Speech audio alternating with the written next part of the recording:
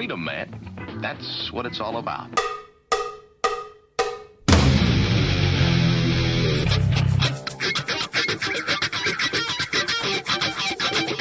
You've got to groove on freedom, like the good book says.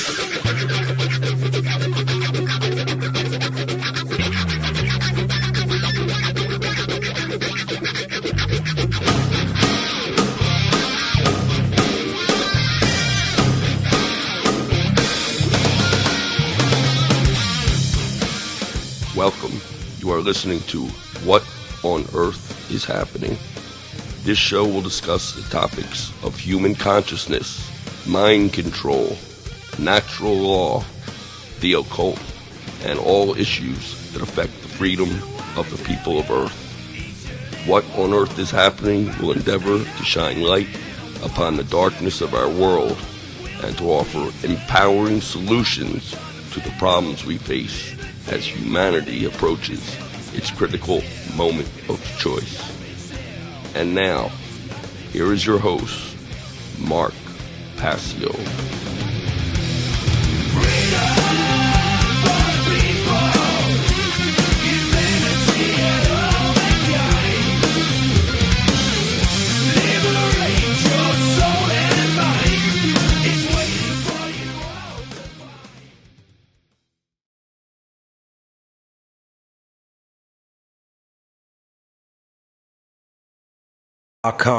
Sorry about the technical problem, folks. Let me begin that again. Welcome, one and all. You're watching What on Earth is Happening. I'm your host, Mark Passio. My website, whatonearthishappening.com. Ladies and gentlemen, government is slavery. And here on What on Earth is Happening, we are ending slavery one mind at a time. Welcome and thank you for tuning in today. Today is Sunday, March 26th. 2023. This is episode number 269 of What on Earth is Happening. Give me a moment, folks. I'm having a small delay here, and I just want to unplug this mic.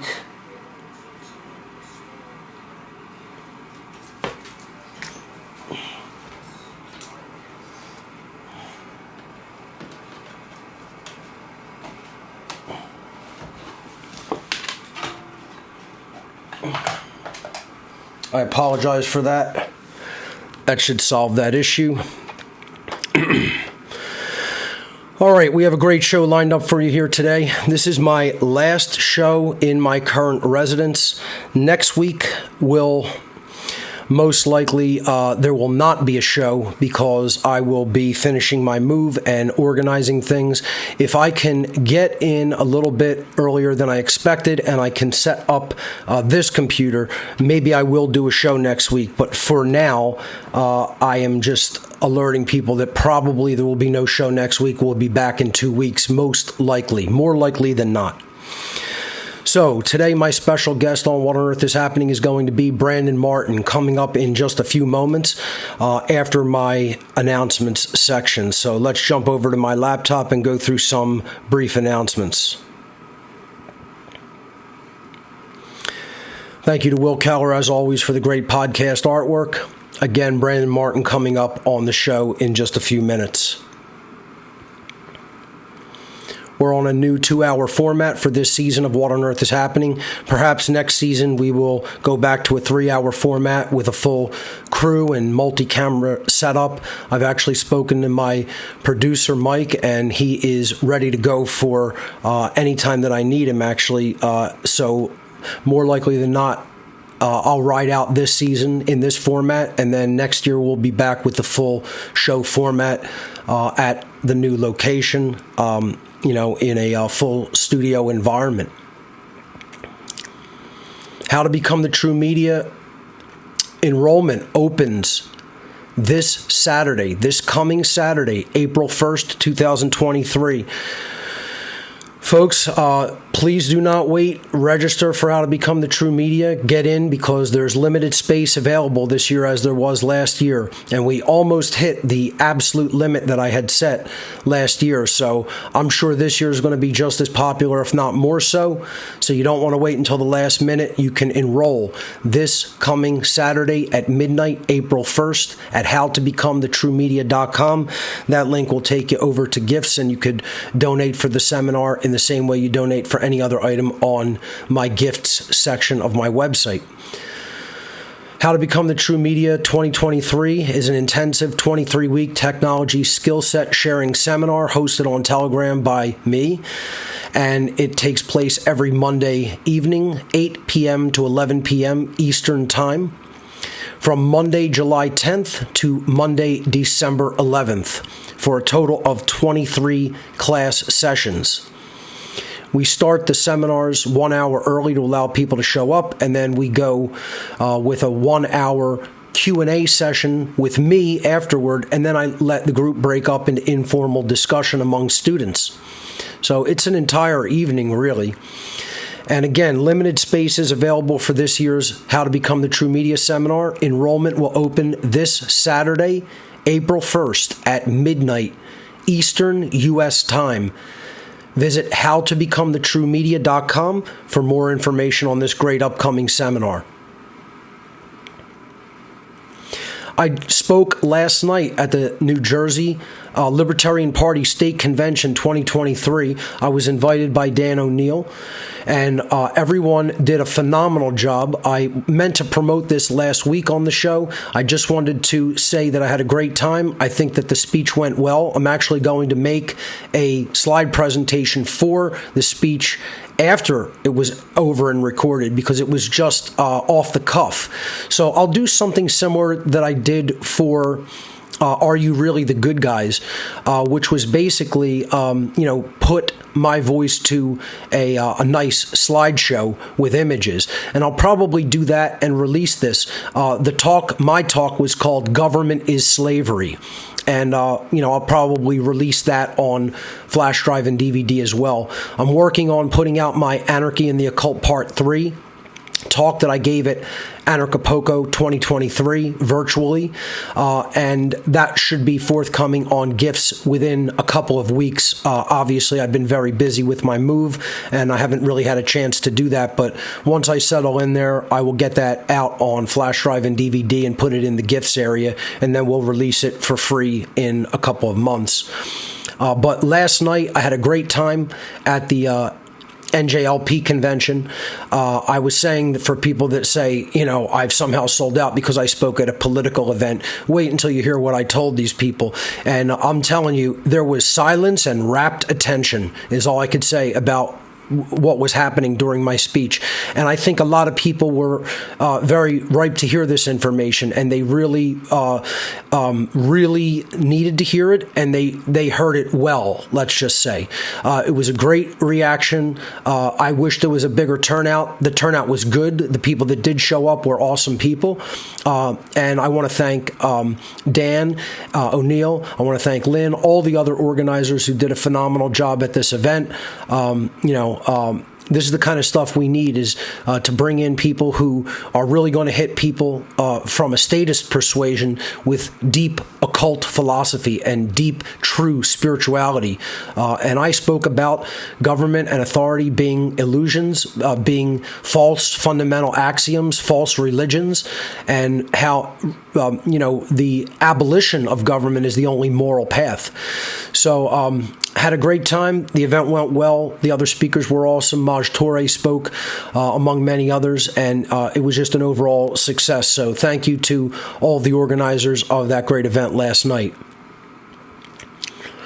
My upcoming all-day seminar, Two Masks, Same Face, The Dark Occult Origins of Nazism and Communism, will be taking place October 21st, 2023 at the Exton Hotel and Conference Center in Exton, Pennsylvania.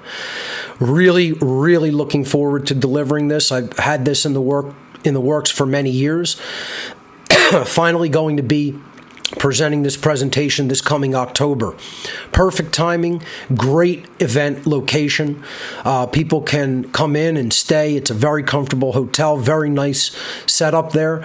We have a 300 person conference room, and so we will be selling approximately, or really exactly, 300 tickets for this event, and I can announce that the tickets will be available May 1st, 2023. I'm going to say tickets, but really what this is it's a private event, and for a donation, you will receive a private invitation.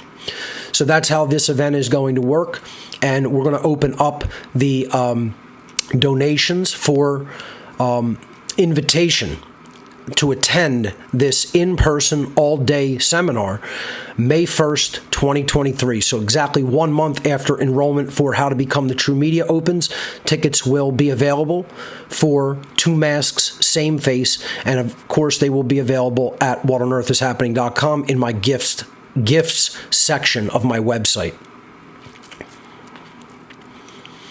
What on Earth is Happening Donation Gifts has a new section called Technology Donations. It's in gift categories or on the categories page as you see there. I describe this as crowdsource funding for items that are too expensive for just one individual to donate for toward the What on Earth is Happening and or One Great Work Network cause. So many hands do, in fact, make light work. We have raised exactly $1,600 so far for the computer that I need for the new studio in the new location where I'll be living. And we're still at $1,600. So there were no new donations this week. I'm going to ask and encourage people to donate toward this cause because when I'm in the new place, I'm definitely going to have to set up a better computer for the running of the show, especially when we go back to a full format with multiple cameras, etc. So if you are so inclined, you can make a donation to help me get another Mac Studio for my actual studio in my new place where I'll be moving. And the Mac Studio that I'm looking at is actually more than $4,000, but the one that I link to, the configuration that is available on the page that I link to, runs $39.99. I'll probably be actually adding to that configuration, and I'll put the rest in. But I want to get up to that $39.99 value first, and then I'll probably tack on specs that will increase it by at least another $1,000, and I'll throw that in. So this is how we do it on the technology donation section of What on Earth is Happening. You can make a donation anywhere from $50 to $500, and they're all in $50 increments. So check that out at gifts.whatonearthishappening.com. The One Great Work Network still going strong at onegreatworknetwork.com. Over 70 phenomenal content creators.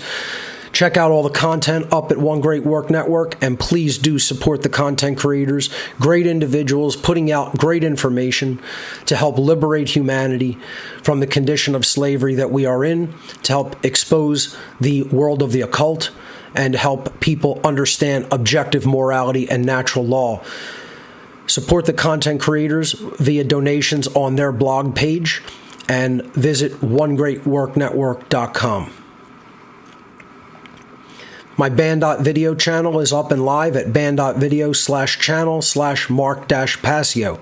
I will be adding more content to it. I've been extremely busy with my move. I have not gotten around to adding new content, but I will very, very shortly.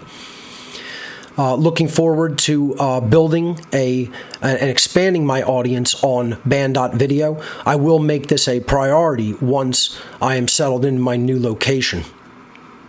For now, you can check out the couple of videos that are up there live at band.video/channel/Mark-Passio. Or if you just go to the Band.Video page and scroll down in the channel list, you can click on my link there. Don't Tread on Philly, a great group of activists from Philadelphia. Freedom-oriented happy hour takes place every second Wednesday of the month. It'll be taking place April 12th, this coming April, or in just a few days when it turns to April. We'll be meeting the second Wednesday at the Dive in South Philadelphia. This event is always free to attend. I co-host it. The main website is don'ttreadonphilly.com. That'll be coming up again April 12th. Inquire and Inspire documentary movie nights, hosted by my friend and fellow One Great Work Network content creator Jeff Hipoff, who I interviewed a couple weeks back. Takes place on the third Thursday of every month from 6 to 9 p.m. at Arnold's Family Fun Center in Oaks, Pennsylvania. For full details, visit inquireandinspire.com. And I believe they're also on Eventbrite, if I'm not mistaken. This event is always free to attend. Check it out. Great people come out. Great movies are shown. It's a fun time for everyone. Arnold's is an awesome place, too, with lots of entertainment and games, etc. So it's a family environment. You would definitely enjoy yourself there if you're in the area around Oaks, Pennsylvania, just basically a little bit northwest of Philadelphia. The What on Earth is Happening IPFS project is moving forward. We have 3 nodes that are live. We're still working on solidifying things on those nodes. One of them is running fairly smoothly. The other 2 still have like minor hiccups, but we're working our way to the goal of 5 nodes for this year. I'd like to get even more than that up, but I think 5 is a very achievable goal. If you have 200 megabits or greater of upstream bandwidth and you want to donate some bandwidth to the IPFS project, you can get all the preliminary requirements for taking part in the IPFS project at whatonearthishappening.com/IPFS. We will be taking calls in the second hour of the show today with my special guest, Brandon Martin. You can visit whatonearthishappening.com/call, or if you're already watching on the show page, you could either scan the QR code or click the link to enter our call-in room on the Telegram platform where we take calls for the show each week. ARC 2.0 is available and has been available and will continue to be available. People ask me if I still do this offer. The answer is yes. It will be constantly on the table for those who want it. The ARC is you send me a 2 terabyte drive, storage drive, either hard drive or solid state. I fill it up with incredible research information that I've collected over the years and send it back to you. That is the ARC offer in a nutshell. The ARC drive consists of 26,000 audio files, 9,500 digital books, and 3,400 digital videos, all from my own personal archive of research and data. And you can get the shipping instructions at whatonearthishappening.com/ARC, which stands for Amazing Repository of Knowledge. Let me say a couple of things here, folks. If you have an address for the ARC drive in Philadelphia, do not send to that address. I am no longer going to be at that location. So if you have the old address in Philadelphia, do not send. Go back to whatonearthishappening.com/ARC. Refill in your information in the form. Download the new PDF, which is up there, and you can get the new shipping information with the new address. So please do not send to the old location in Philadelphia. I am actually moving to the suburbs surrounding Philadelphia, so I will not be in the city proper. Okay, so if you have the Philadelphia address, once again, for the ARC, do not send to that address. Re-download the shipping instructions, and the new shipping information is in the PDF document that is up on that area of the site now. Okay. Also, I just want to say last week, I apologize for not being able to make the show. People were like concerned that something had happened. I had a car that broke down and was waiting on a tow, and unfortunately could not get back to my house in time. So it was sort of an emergency, but nothing, life-threatening or extremely serious. But, I'm a normal person, folks. Things like this happen. People think somehow I'm like a robot that has to be on point with every single solitary thing. Life events occur, problems happen, and sometimes I cannot, do certain things. People have to just understand that, accept it. I know, people were saying, "Wow, the season of sacrifice is beginning today, and Passio's not on air." Well, I have to move around on the planet just like everybody else, and sometimes monkey wrenches get thrown into things. It is what it is, and I just wanted to let people know about that. Things have actually worked out and it's all fine, so no problem. If you want to donate for hard copies of my work in the form of flash drives and DVDs or promotional items such as t-shirts, stickers, coasters, what else? Well, tons of items, buttons, keychains. We have a lot of ancillary promotional items up there, and also the One Great Work collection drive, which has all of my information that I've ever done, all the work I've ever put out since I started What on Earth is Happening is on one solid state drive called the One Great Work collection flash drive, or solid state drive, I should say. So that's another item that's very popular on the gifts area. You can visit gifts.whatonearthishappening.com. All of the donations for these items go to support What on Earth is Happening and One Great Work Network. If instead you prefer to make a straight donation, you can visit whatonearthishappening.com/donate. Tons of ways to make donations up there: Cash App, GPay, Wise, a bunch of different cryptocurrencies, all, pretty popular ones in general. Check and money order if you prefer the old-fashioned route. And, of course, our Amazon wish list for technology donations that are not, ultra expensive items. There are 2 new technology donation items on that wish list. So that is an avenue that a lot of people prefer to donate through, because you know exactly what you're providing for us here, and it goes directly to that item. So there's no question about what the funds will be used for. So a lot of people prefer that technology wish list donation option. Again, as I said, there's a couple of items on there. Most of the items that we've ever requested have already, been purchased and sent, and I thank everyone wholeheartedly for their generosity in that regard. The tech donations really, really help out here and make things go much more smoothly. Once again, whatonearthishappening.com/donate. So that's all the announcements for now. Let me briefly go back to my logo here and get ready to bring Brandon onto the show. Let me just get set up here, folks. I'll be one moment.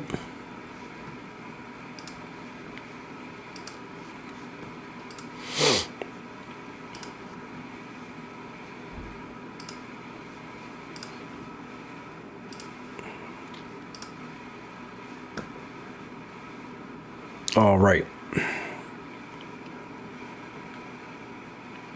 Okay, let me get my headset on and get ready to bring Brandon on.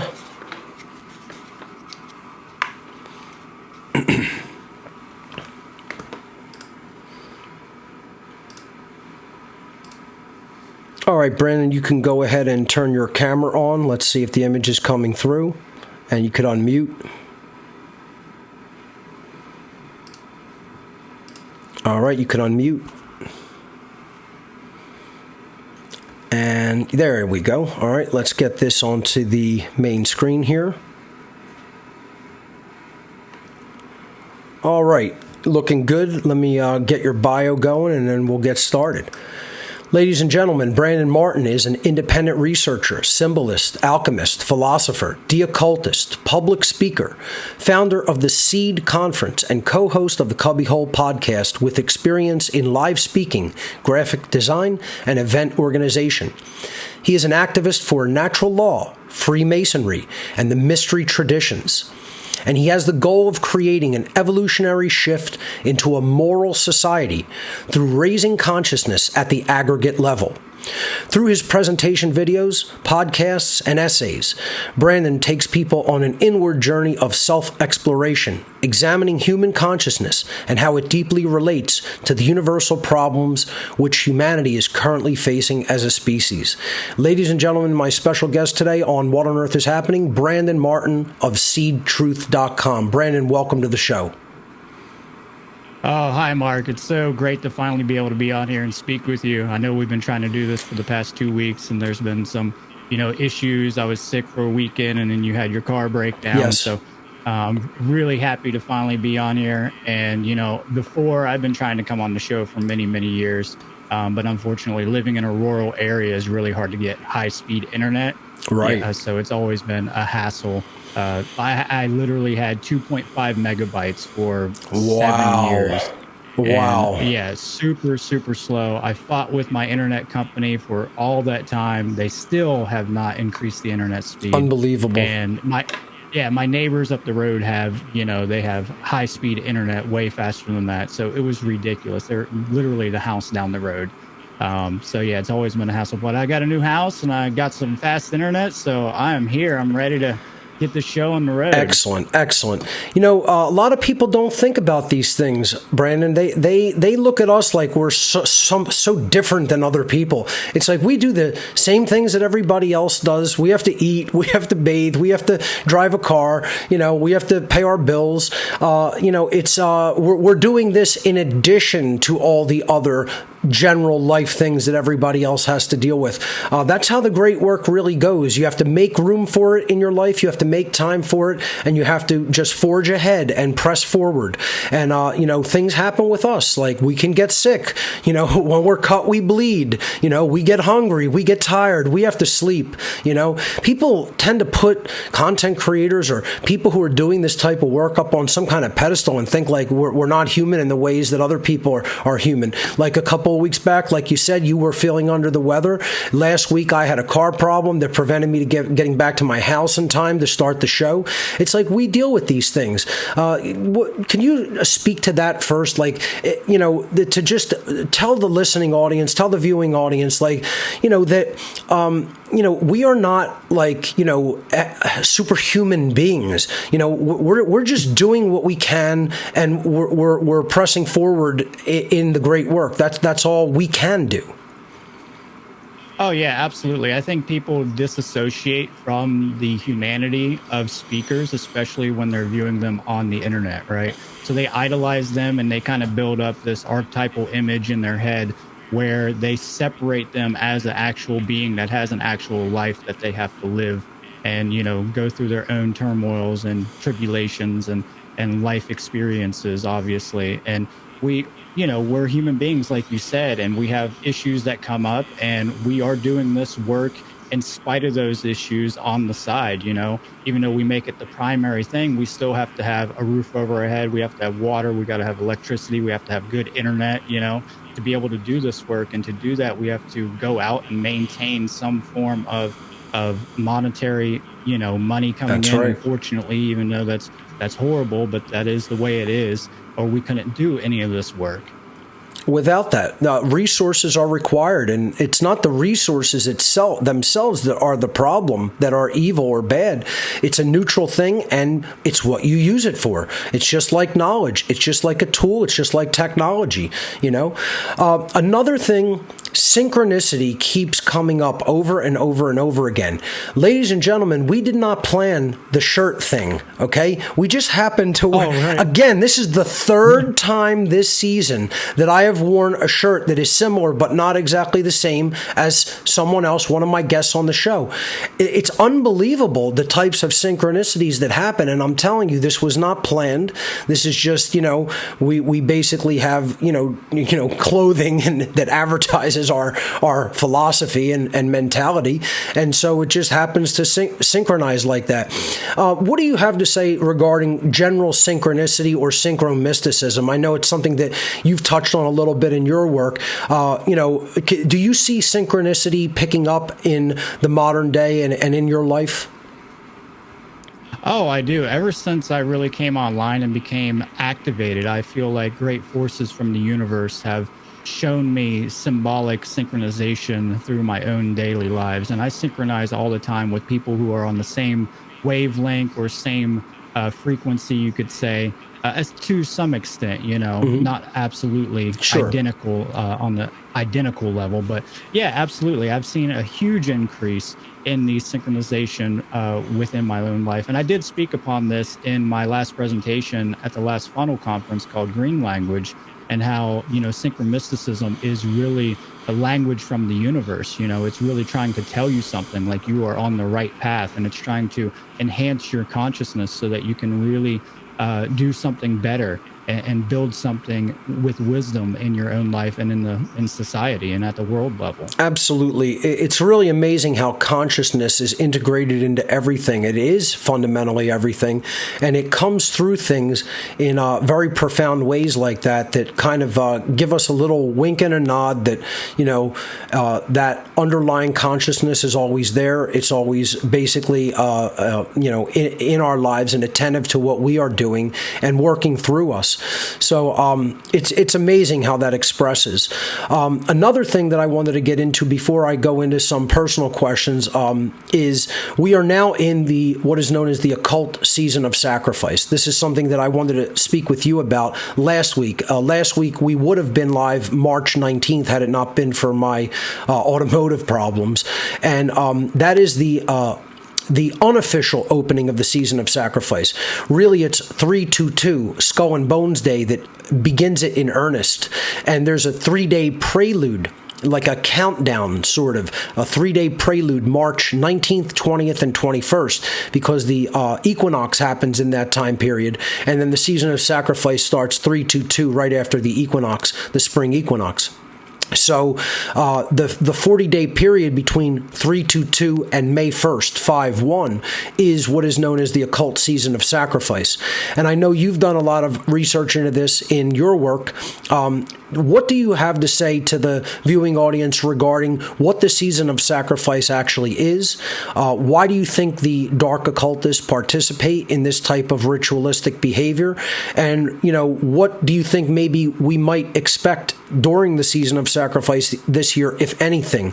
And just before you go into that, I wanted to say that I think we've already seen an event that was at the very beginning, the opening salvo, if you will, in this year's season of sacrifice. There was a school shooting on 322. I believe it was in the Pacific Northwest, Oregon State, if I'm not mistaken. It might have been.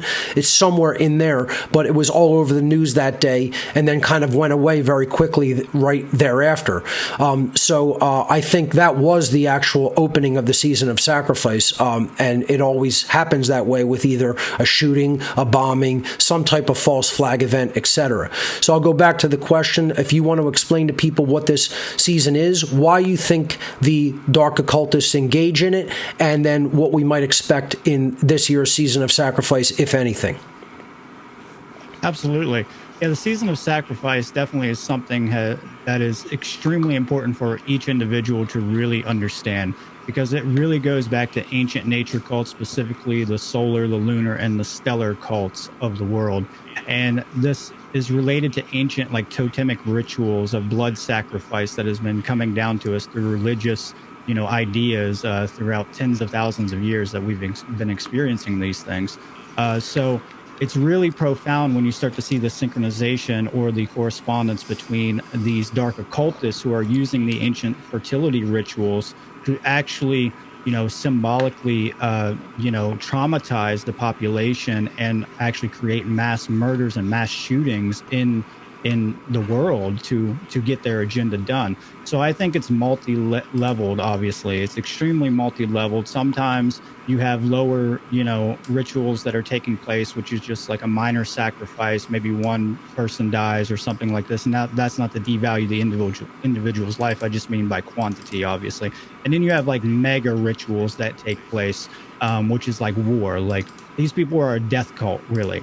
Honestly, that's what they really are. It's just a big death cult. And this is what they do. They want to infect our consciousness with these things, and they want to siphon the energy off of these rituals that they're doing during the spring equinox specifically. That's really when it's the hot time for bloodletting sacrifices. And we see this all over the place. Actually, today, if I believe I may be correct, this is when the suicide of the Heaven's Gate cult actually took place. And you see suicide rituals that take place around this too. And you can trace this back into the Middle Ages. You can go all the way back, like I said, to totemic societies and find these rituals taking place. And, I think it's really important for people to get a grip over this, because it is a form of trauma-based mind control and psyops onto the population. Without a doubt. I mean, this is an old title card that I'm displaying that I made as part of a presentation a few years back with all of the modern incarnations of the Season of Sacrifice blood rituals. And as you said, they are a death cult. There is no mistaking it. That's what we're really talking about. The people who really control our world are a cult of death. They are a satanic / Luciferian cult, and they worship death. And, people can research all of the different bloodletting rituals that have occurred during this time period. And the time period we're talking about is between, again, the spring equinox and the midpoint of spring, what they refer to in the occult world as a Sabbat, Sabbat. And the midpoint spring Sabbat is May 1st, May Day, or Walpurgisnacht, as it is called in the world of the dark occult and Satanism. So this 40-day period is called the Season of Sacrifice. And again, this slide that I'm showing on the screen is just some of the ritual murder and bloodletting dates that have happened in modern times. But it probably goes back into ancient human antiquity, and it's continuing into this day. Again, I made this slide back in 2017 or 2018. I could probably add 30 or 40 more events that happened, in this time period, in even the last, 5 years, 6 years. So, what is the ultimate reason that you think that they actually perform these rituals? What do you think they believe in their sick, twisted, psychopathic, ritualistic belief system that they gain as a result from doing these type of things? I believe that they think that they're gaining some form of energetic, siphoning from these blood rituals, where they gain more power or more energy for themselves to actually control the rest of the population. Like I said, I think it's multi-layered, and I think that they're trying to trauma-based mind control the population, to create trauma in the subconscious mind collectively through these rituals, and then they can feed off of the reaction that takes place, and then they apply an artificial solution to these issues. So like you brought up the mass shooting, I think it was actually in Denver, the one that you were talking about. I think you're correct, yes. It took place on 3/22.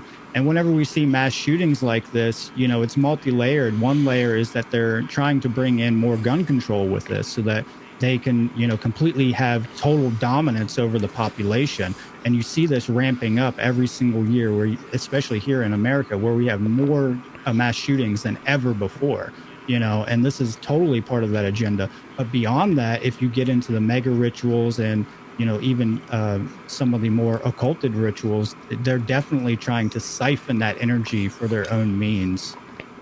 Without a doubt. They believe in energy transference. They believe that blood must be spilled to give it to the earth and the sun to continue to ensure that, the planting season will be successful and ensure a harvest come harvest time. These come out of very twisted ancient belief systems, again, as you said earlier, that stem out of the ancient solar, lunar, and stellar cults of the ancient world. If anything, what do you think we could expect to see out of this year's Season of Sacrifice? Your potential projections / predictions? I would definitely keep an eye out for mass shootings. That's definitely a big one that's going on right now. But I mean, if we take a look at the geopolitical, type of arena, we may be looking at more war types of sacrificial rituals that take place as well. I'd keep an eye on Russia and what's going on over there. We saw a lot of this take place in the Middle East with a lot of sacrificial rituals taking place at the same time. So I would definitely look at the bigger geopolitical events that are taking place in the world. So I would say there's going to be more soldiers that are killed. There's probably going to be innocent people, just innocent bystanders that are killed in other countries that will influence more tension between countries. But it's really just part of that agenda. Absolutely. So, folks, please be vigilant, be on the lookout, because any potential false flag events, this is the time period that they generally try to pull that stuff off. We have to be aware and we have to stay vigilant regarding that and not get into reactionary mode, because these people use the same tactics and strategies because unfortunately they have not had to change them because people haven't been aware of how they operate. And that's what we're trying to do is, blow the whistle on that and explain to people who these people are, what their very sick, deviant mindset is, and how they go about injecting fear into the populace through these forms of trauma and ritual sacrifice. So thank you for your take on that, Brandon. What I would like to get into next is, could you tell the viewing audience a bit about your own background, your quote-unquote awakening process, if there was anything like that, or if, you've basically always been heading down this type of a spiritual path, and also how you delved into the world of the occult, because it's one of your specialities, as it is mine, to expose the occult world, its symbols, its rituals, etc. And that's what your presentations really deeply highlight, and I think you've done an absolutely brilliant job of exposing. So could you speak to your background and your whole way that you became interested in general and do your work in the world of exposing occultism? Absolutely. I have a very interesting background. My father was a rebellious individual, so he definitely saw the iniquities and inequities going on in the world, and he was, in a way, just kind of a mini-me Satanist in many aspects, but he definitely espoused libertarian and anarchistic philosophies. So, for example, he made me read 1984, Brave New World, Animal Farm, Hobbit, before I was 12. So that was required readings for myself. So my awakening process was much different than most people's. And I was homeschooled as well. And I'm very autodidactic. And that's because of the homeschooling. I was taught, how to think rather than what to think through many different methods, such as problem-solving methodologies like the trivium. I didn't know it was called the trivium at that time, but that's what I was being taught. It was really interesting, my background, because my father was an interesting individual who just rebelled against all forms of authority besides his own. And so he raised me with libertarian and anarchistic philosophies, and he built kind of a compound in Southern Ohio called Skatopia, which he had kind of an anarchistic, community being spawned up around it. So I come from the underground punk and skateboard communities, so I really got a view of like the punk community personally, good gnosis in that community. So I got to travel all over the world when I was young, been to multiple countries. I was multiculturally influenced as I was growing up. So, I was definitely not indoctrinated in the same ways that most people were, considering I was kept out of most of public school. I did attend some public schooling in my formative years, but once I got to my teens, it was homeschooling. He gave me the option, hey, do you want to go to homeschool or do you want to go back to public school? And I chose homeschooling. So that really benefited me with my awakening process. So I had a lot of prerequisite knowledge already programmed into me from his philosophy and his rebellious nature. And from that, I was having trouble kind of piecing all the little bits together to build a tapestry. And I'd say it was around 2010 to 11 when I started to truly be able to synthesize all of these pieces of all this data that was dormant in my subconscious. And I just came online like a phoenix is really what happened. And then I found your work after that through the influence of my uncle, Douglas Martin. And from there, I saw a lot of things that were very similar in what you were teaching and what I had learned, because you were talking about the occult. And, my dad had books like Manly P. Hall, The Secret Teachings of All Ages. He had read me the Satanic Bible and the Satanic Witch when I was very young, so I read those as I grew up. I had read, the Communist Manifesto. I had read Karl Marx. I had read a lot of anarchistic literature growing up.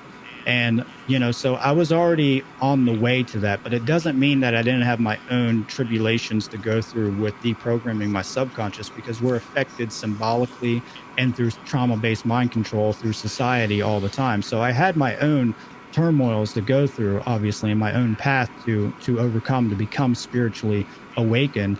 So just because I was kept out of it to a certain extent doesn't mean that I didn't have any of those programs, because it was still there. So I had to go through a deep-seated stage of depression for a long time before I really came out of it, because I was very agnostic and slightly apathetic towards everything, even though I knew all this knowledge. And like I said, when I came to your work, kind of kicked me in the ass, and I was like, oh man, this is it. This is what I've been waiting for. And everything that you were putting together kind of synthesized it all in my mind. And I was like, this is all, I had heard all this stuff before, and it just put it together. And I was like, this is what it is. This is what we have to do.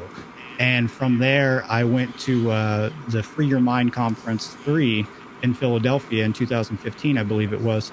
And I got influenced by that. And then I started the Seed Conference out of my own compound, out of my own pocket, and kind of kicked my uncle in the ass to get him moving. And, Nathan Kapp, who's the main host of the Cubbyhole podcast that I co-host with, got him involved with it. And then it just started to snowball from there.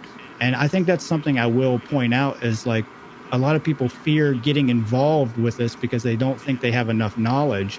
And really, you just have to start doing something, just like whether it's a musical instrument or you're trying to paint something, you just have to pick up the instrument and start doing it. And I learned a lot more by doing presentations in that process than I did by just waiting until I was ready to do those presentations. So when I actually committed to doing the presentations, I did a lot more study. It was a project. There was a goal. There was something there that had a purpose and meaning. And I had a timeline for it, a deadline, and it put pressure on me to actually elevate and do the actual research that's required. That's right. A lot of people don't understand that, but that's a perfect explanation of how it really works. When you have a goal and when you are pushing yourself to put something out, you are driven to learn more yourself. This is how doing presentations will often help the presenter. It sharpens the skills and the knowledge of the presenter, not just giving that information to the people that you're presenting to. Let me ask you this, because this is something I've been asking all of my guests on this season of What on Earth is Happening. What was the learning the actual technological tools like for you? Because this is something that I think a lot of people who are on the fence about speaking out have a lot of trepidation and fear related to. And this is why I host the How to Become the True Media seminars, because I want people to get over those fears. I want them to be comfortable with the tool set that is used for media creation. What was your learning curve like when you delved into technology and realized that technology is going to be a big part of doing this type of work? That's a really good question. I was hoping that you would bring that up. It was interesting because the people that I was around as I was growing up, they were all involved in some type of technology, whether that was photography or videography or things like this, because in the skate community and punk community and music community, there's always some kind of project that you're trying to do. And usually there's people trying to document those projects. So my dad's girlfriend at one time was a photographer, so I was introduced into photography very early on. We were around producers and videographers a lot that got me involved with working with Photoshop very early on, and that was something that I did. And, being out in the rural area, you don't really have access to all the distractions that you might have, in the city, obviously. So for me, computers became like my connection to the outer world, especially when I got the internet, it was dial up, super slow. But, and then from there, I just started researching everything from conspiracies to anything I can get my hands on back in the mid to late 90s. Yep. At that point. And then I really got involved with understanding decentralized networks and understanding how to build my own computers, probably mid 2005, 2006, early 2000s, you know, somewhere in there. And then I got involved with torrenting after that. So torrenting was the big thing for me to really subvert like the authority and fighting against intellectual property and all this stuff. As an anarchist, torrenting was espousing my personal ideology, and especially being poor and not having access. Let me jump in real quick right there, because for people who may not be tech savvy, explain what torrenting is. Okay. Yeah, torrenting is where people upload files, usually in pieces, across a decentralized network where they're seeded. And what you can do is you can access these files through a file called a torrent on, you know, different websites. Like Pirate Bay was one of the first ones that came out. It kind of spawned off of Napster and like trying to get music out to people freely, because a lot of anarchistic philosophies believe that, you know, digital media really isn't a form of property.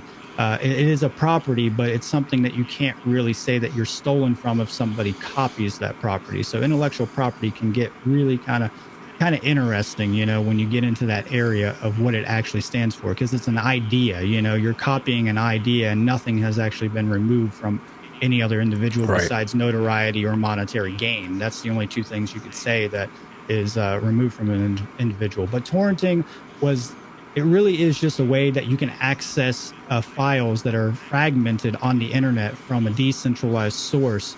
And what you do is you just access the file and you download it through some form of app, and then it locates these seeds all through the internet and brings it all together and builds that file for you on your system, on your hard drive. And then you have the file intact. It's a brilliant method of decentralized file transfer and file sharing, peer-to-peer sharing.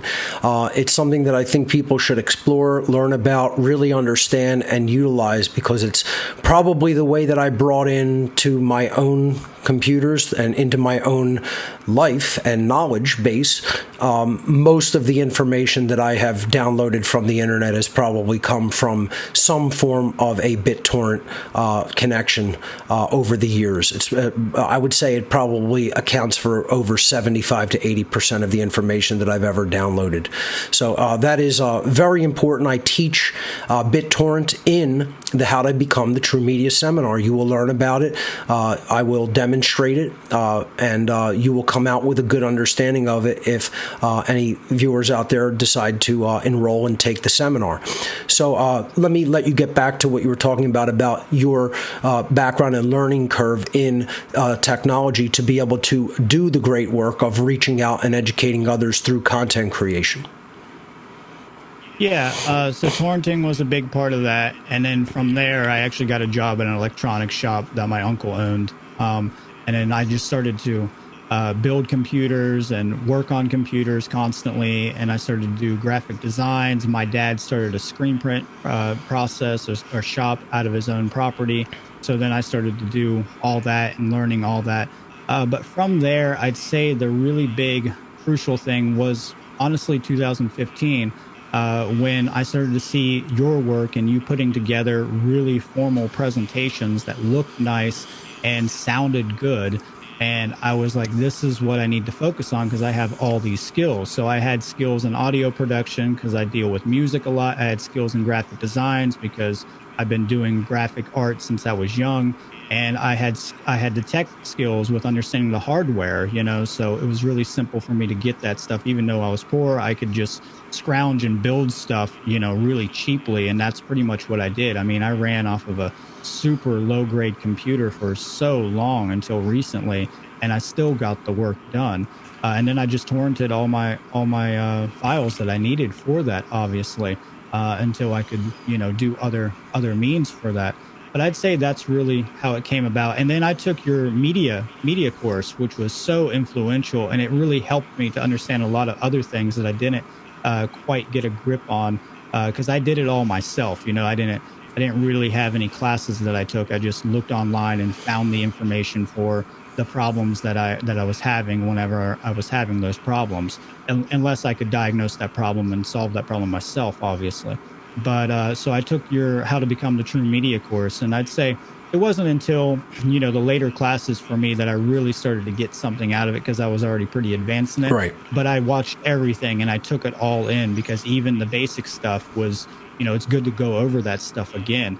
And even in those earlier episodes and earlier classes, I was, still learning something from that, especially from Mac, because I'm a PC guy, even though I did start on Mac, but I'm a PC guy. So I learned a lot about Mac from that. So I would recommend that anybody who's really trying to learn how to use this tech, definitely take that course. It's well worth it. You're definitely going to gain everything that you need from it, and you'll be able to utilize it not just with the great work, but in your own life for all kinds of other applications. That's right. It applies everywhere, especially toward the great work. But people can use this to, get resources for themselves, get job security, etc., to bring in the resources they need to do educational outreach. So, tell people a little bit about how you got started with the Seed Conference, because this has been, pun intended, a seminal event. And this is something that has really reached so many people and educated so many. And it's one of what I would consider, the best conferences that is out there in the world today. So how did you get started with deciding that you were going to become a conference organizer? Well, like I said earlier, I got influenced by Free Your Mind 3, and then I had my own compound, and I had my own PA, and I had, just all the resources that I need at my fingertips, because we do a lot of things DIY at Skatopia. So there was just a lot of stuff laying around that we can put to use, and I had a good community around me. So I decided first, and got some other people involved to organize the event out of my own compound at Skatopia. And it was small and it was cold when we first did it. So it was really interesting, because the first conference, I think it was below 30, and it was in a barn where we had to heat the barn. And everybody was in there, but they were all dedicated, but they were all bundled up, like some old school, winter a collection of people who were just trying to learn something very important. And everybody just dedicated themselves to the project. And I don't know if I intentionally knew exactly where I was going with it. I just knew that I needed to influence the people in my own community. So I had a spiritual intuition, you could say, to try to inject this knowledge, this occulted knowledge, into the punk and skateboard community that I was involved in. Because what I was seeing was a bunch of fake ass punks and fake ass skaters who claimed that they wanted to destroy the state, but all they were really doing is stinking and becoming communists and socialist trash is really what they were. And it was just, that's, I can't mince words about it. That's literally what they have become. And so I was like, this is not where we should be at in this community at all. You guys say you want freedom, but you don't have the knowledge of the occult, which is the biggest thing. And you don't understand what true freedom is. You don't understand natural law. You think morality is relative. You're all postmodernist, it's got wrapped up in this left-wing ideology. So that was kind of my intention with it. I was like, I'm going to put this in these guys' face and show them the truth, and then they can do with it what they will, and that's what I did with it. And then from there, it just kind of evolved and spawned. And I was thinking, like, the name Seed represents a seed of truth being planted in the subconscious mind, but it also was influenced by an old video game called Final Fantasy VIII, where there was this militia group, kind of a mercenary militia group in this game, and they called themselves Seed, and they were part of a scholarly, educational, like anarchistic system. And I was like, oh yeah, this is a great name for it. And I've changed the acronym over the years. It's kind of malleable, so I just call it Seed Truth Academy or Seed Conference at this point. But that was the purpose, to plant the seeds of truth in the subconscious mind of individuals. And I also realized that the only way that this knowledge is really going to affect the masses is by getting it on the internet. And so that was the other intention for it, which was like, hey, I need to get this out there on the internet, because digital media is really the new literature. Right. And this is the way that you're going to affect the most amount of people. And I really can't stand when people are like, yeah, I'm doing the great work. I told my buddy at at Bob Evans the other day when I was working, the grill with him about the occult. I'm really doing the great work. And I'm like, yeah, you did it with one person. How wonderful, And it's like, no, you really got to put it out there. You really got to try your best. Like, that's really low quality. I'm not saying that you're not doing something, but you really got to spread that knowledge as wide and far as possible, because this is the way that our current culture works. We get all of our information off of the internet, and it's also the most secure way to preserve this knowledge for posterity and progeny. That's exactly right. It's something that I've been emphasizing over and over, and kind of being really hard on people about, because so few people are taking that message to heart and becoming public educators. And, folks, I know, and Brandon knows, it's like, public speaking, that's a big fear, it's almost traumatizing to people. I mean, it's like people have said it's a bigger fear than death, but it's like we have to push through our fears. Having the fear is okay. Submitting to the fear is not okay.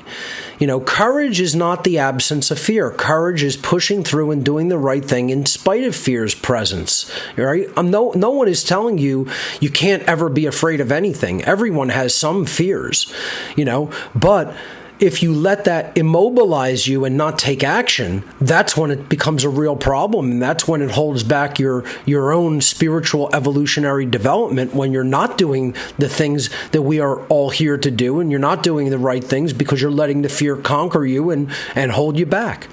So I think that's a great point that you brought up there, Brandon, is people have to, put this information out far and wide. It's not just about saying it to your family or friends. It's about formalizing it and immortalizing it, as I have said. That's my little catchphrase that I've coined regarding what we need to do with information.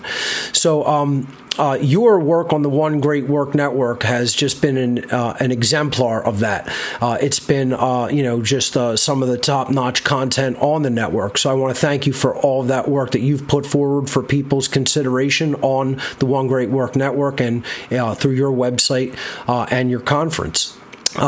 Next, where I would like to go is you are very strong and have a lot of knowledge and are big into putting information out regarding true Freemasonry.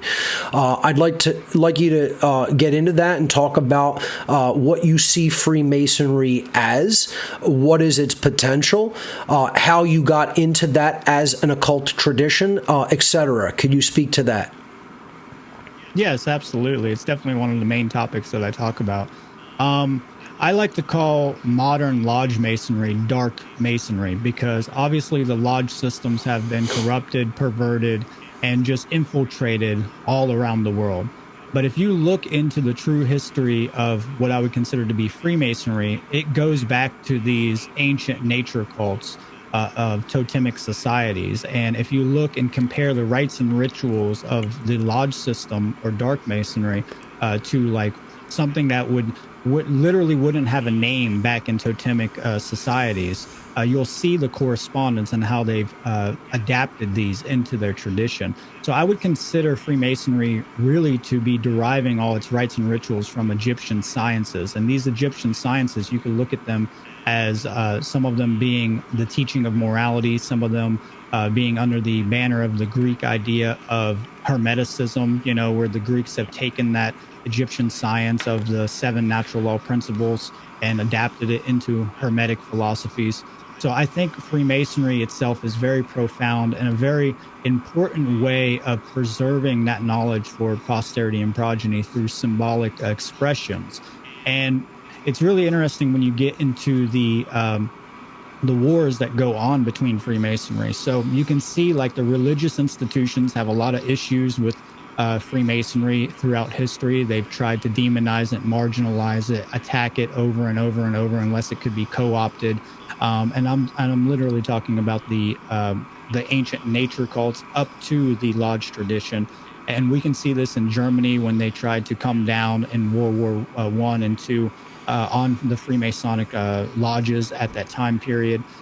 So it's really interesting when you see these kind of battle dynamics taking place. And I think people take things and run with them. They demonize symbols and they demonize the mystery schools. And what that does is it pushes them into one of the power centrals of the world, which is the Catholic Church. You know, it pushes them into Rome pretty much.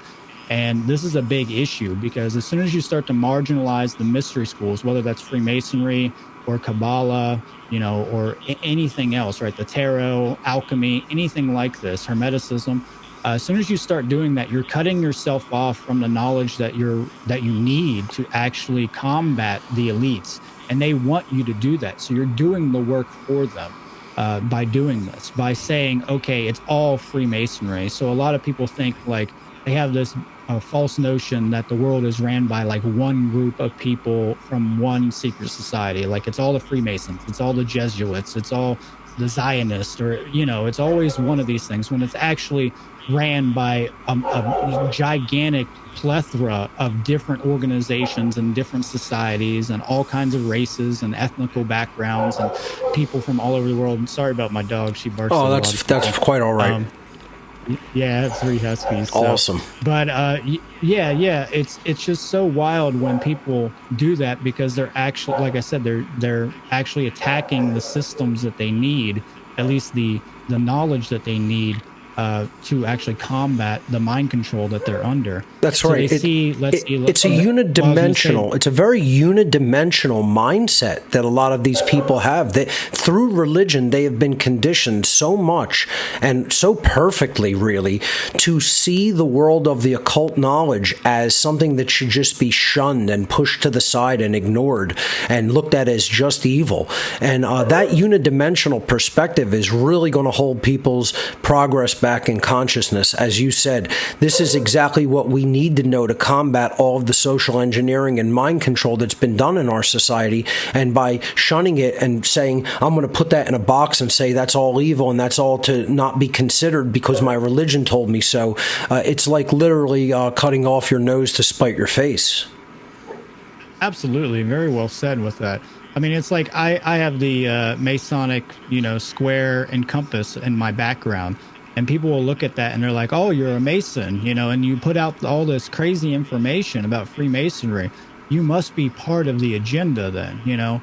So they have no ability to do true investigative process. And that's kind of a big issue when it comes to like how we're trying to justify using self-defense against people, right? So if you can just take one symbol, if you wear a symbol on your chest and say, okay, that person must be affiliated with the elite because he's wearing an all-seeing eye. Immediately, you already know that they've been gotten. They're had. Right. You know, their mind is broken.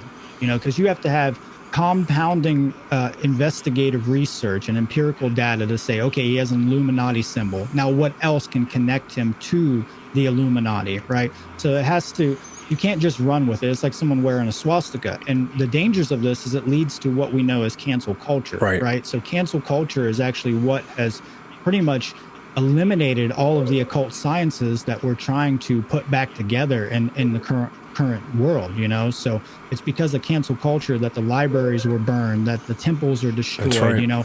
And this type of mindset actually is counterproductive to actually bringing about true change and true freedom holistically for the species. That's right. I mean, just recently when I went on InfoWars the last time that I did, I was wearing this Mjolnir hammer, and you know, people in comments sections were saying like, he's wearing an inverted cross, he's still a Satanist. It's like just blatantly showing their ignorance that you don't know that the Mjolnir hammer in the Norse tradition is a symbol of morality and is a symbol of uprightness and right action. I mean, the ignorance in our society is really astounding, and how people like run with their own notions of what they think symbols mean. They have no framework for what they have traditionally been used to represent in different cultures throughout the world. And you know, I think you're exactly correct. What we really need is symbol literacy, and we need an occult revival, which is what we're trying to foment. We need a better understanding of occult symbolism and philosophy if we're going to get out of this mess that we're in as a species. Absolutely. I said that in my Fake Ass Punks presentation, that we need kind of an occult revelation of sort, that we need to, have an intuitive idea about the occult. Because a lot of the natural laws you can only intuit, right? Some of them, it has to be done through the intuition combined with the intellect, but mainly you're bringing that information in through the intuition. And that is where a lot of left brain eggheads get stuck at, because they don't have the concept of intuition, right? And the world doesn't have correlative thinking. Our correlative thinking, our brain hemispheres have been pretty much cleaved down the middle, and we have been put into an internal schism. And that's one of the biggest issues that I see going on, is that we do not have balanced brain hemispheres of the masculine and feminine sides of our consciousness, and our left brain and right brain of our cerebral. So that's a big issue when it comes to correlative thinking, because if you have that divide within yourself, then you're always going to see things from that perspective, and you're going to demonize things. You're going to be easily controlled by the masses. So symbolic literacy is something that I try to teach to people all the time. I think that's a really, really fundamental thing for awakening, is becoming symbolically literate. And it's also, if you get into the deep psychology of it, if you study Jungian psychology or any other great psychologist, you're going to find that these are archetypal forms that are universally inherent in our consciousness.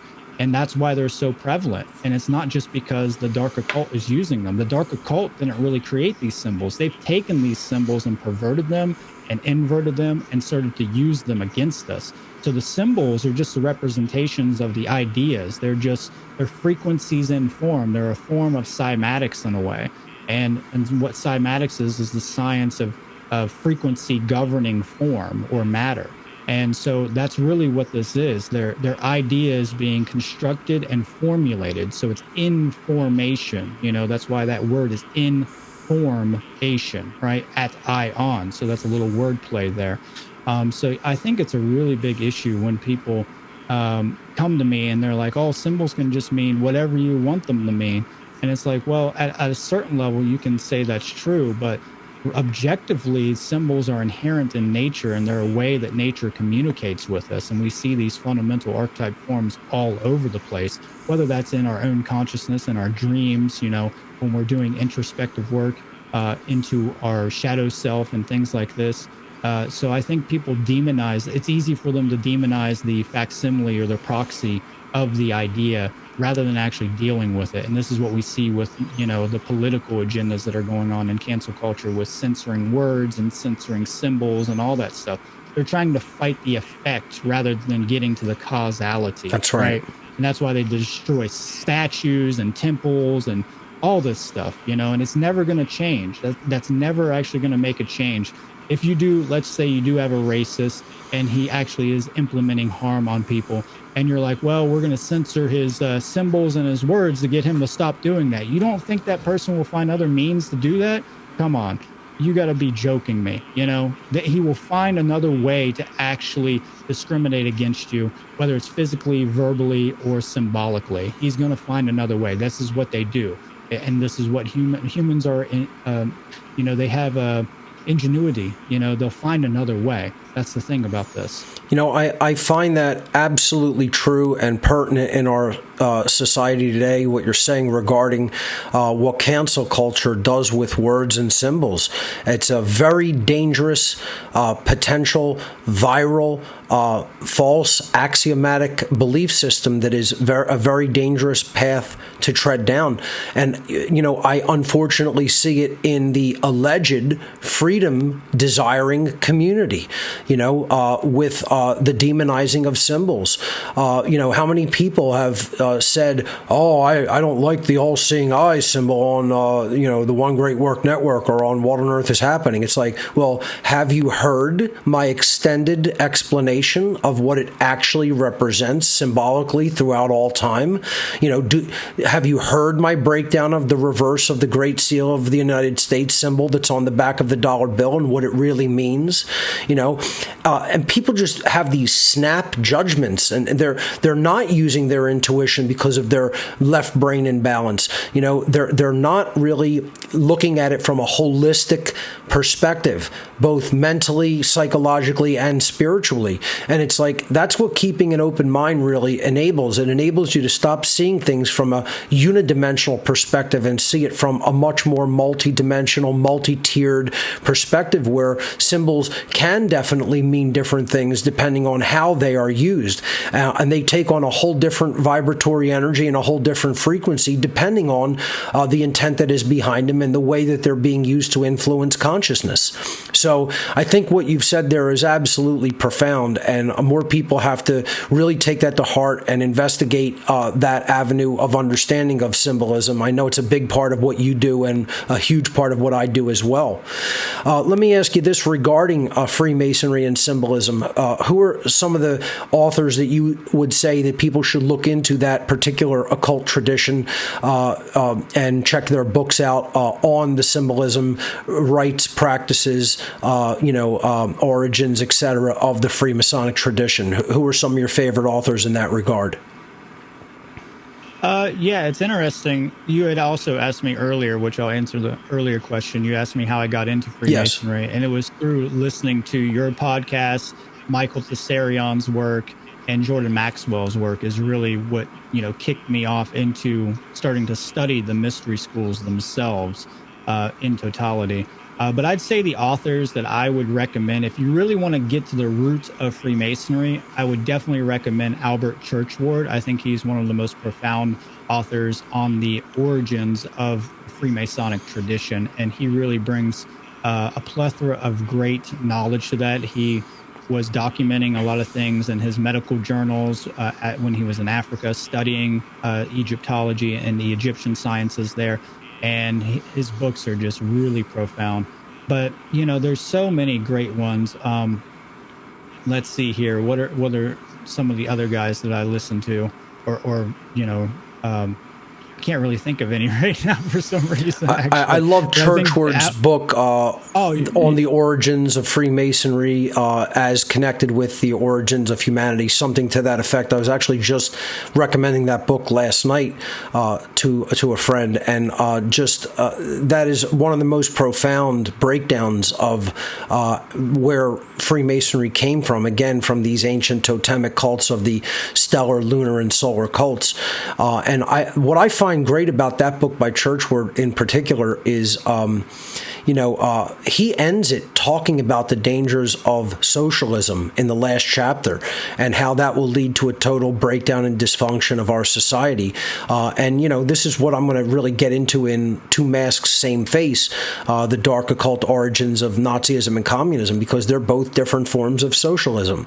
Nazism is National Socialism and communism is international socialism. They all stem from the same basic mental ideology, which is collectivism, and that's the basis of how the dark occult world wants to rope people in and herd them together and make them into a collectivist consciousness. As Michael Tessarion often says, they are trying to treat humanity as they are one neck in one noose, to put one noose around one neck. That is what collectivism prepares people for, and that is what the ideology of socialism ultimately creates. So, Churchward is brilliant. I love his material. I like other authors like C.W. Leadbeater, of course, Manly P. Hall. I think the Mystery Babylon series exposed a lot about Freemasonry, in particular the dark form of Freemasonry and the lodge system by William Cooper was seminal for me in delving more into some of the symbolism and rituals of Freemasonry. Yeah, I think it's interesting with Manly P. Hall's background, which, by the way, it was just his birthday last 18th, I believe it was, the 18th or 19th, so just last week was Manly P. Hall's birthday. But is that he was appointed the 33rd degree without ever being initiated into the lodge system because of his work, and that's really profound. And I think that's really important for people to understand, because they'll look at Manly P. Hall and be like, oh, he was a Freemason, he's part of the agenda. Again, this false accusation, this association by guilt fallacy. And it's like, no, you don't understand. Like that's actually a good thing that he was appointed to that degree because of what he did. And I would, I or you even would deserve that degree in that manner. I was just going to say, the both of us should lobby for going into the lodge system and teaching it, because we could really illuminate it for sure. And they would definitely benefit from the esoteric teachings that we could bring in there that often are not being brought into the dark system of Freemasonic lodge systems in the modern day. I'd say some lodge systems may be doing that, but all too few. If there are people who head their own lodge systems in the Freemasonic tradition, if you are looking for people to come in and teach true morality from a Masonic perspective, look no further. Bring some of us into the fold. We are outsiders like Manly P. Hall was, but believe me, we would definitely be able to do the same type of work.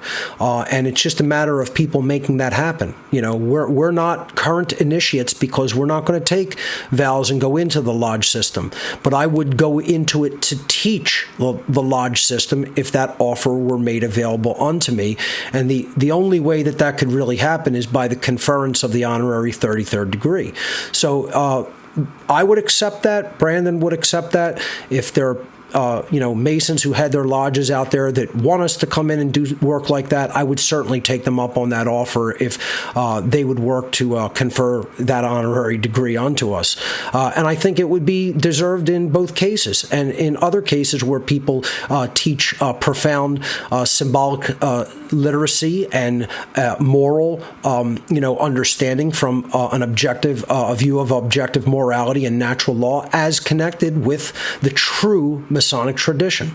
There would be no problem with us doing that, So just throwing that out there. I've thrown it out there many times before on the show. I'm just doing it again because I think you would be a perfect candidate for that as well, Brandon. So let me ask you this. Where do you see humanity headed in, let's say, the next 5 to 10 years? Where do you see all of our society in general going in light of the whole, post-pandemic world, in light of all of the wars and rumors of wars that are circulating? Where do you see us going as a species within the next decade? I mean, I would love to get on here and tell you that everything's going to be fine. But honestly, what I see is the decline in consciousness more than an elevation of consciousness. I think people are more divided and more mind controlled than, let's say, back in the 90s, for example. I think people were more unified and it was easier to access information that could help them back then than it is now, because it's just so flooded. The internet's so flooded with so much misinformation, and people don't know where the accurate sources are, and they just watch the media all the time on YouTube, or they just go to these really toxic avenues for their information. I think that most likely, in my prediction, I don't see an immense amount of change taking place unless we get the numbers behind us when we're talking about teaching natural law. And if that change doesn't take place, then obviously a hot revolution may become necessary at some point. And all my work has been to avoid that. But the way that we have to avoid that is collectively. We have to understand natural law principles and morality and the occult. That is a requirement. We have to understand the occult to some extent to be able to avoid these kinds of negative outcomes. I just see people going down the drain and just constantly buying into the mind control and not doing any work on themselves, and not doing the shadow work, and they're just all stuck in moral relativism and solipsism. And I think that's a big issue because people are just so trapped in the survival mode of their life, and they don't feel that anything that they see is of any importance. And the attention span is a big issue too. They don't have a good attention span to be able to actually look at these things and spend time on them. And one reason for not spending time on it is because they don't see any value in it, because they don't believe that they have the power to create change. And so, like, if you ask your common neighbor or somebody on the streets, like if they see problems in the world and they have issues with government at some level, they'll definitely tell you yes. In most cases, they'll tell you yes, but they're powerless to create change because they still believe in authority. They believe that authority is going to solve their problems for them. So they abdicate their own personal responsibility onto these authority figures. And as long as we continue to believe in authority, we're going to get exactly the same, but multiplied, millions of times worse. And I mean, I hate to, get on here and just tell you a lie, but I'm going to tell you the truth. It's not looking good. I mean, we have these small snow globe bubbles of awakening where, you got the one great work community, which is amazing. And compared to 2015, when I first started doing it, there's so many more speakers coming out and doing stuff. So that's a really positive thing. But I would expect it to be more infectious into the people's mind, like a brush fire. I would expect these ideas to be spreading at a rapid rate across the world. And I just don't see that.